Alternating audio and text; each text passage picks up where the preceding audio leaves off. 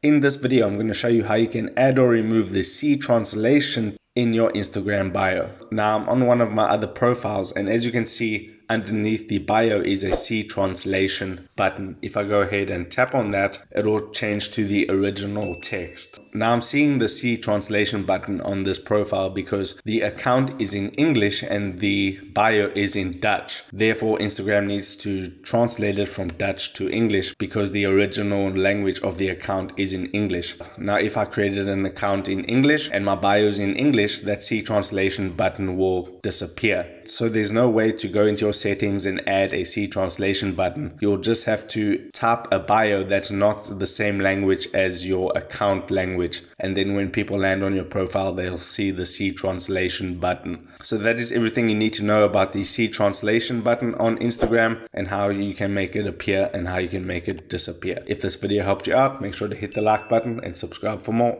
Take care.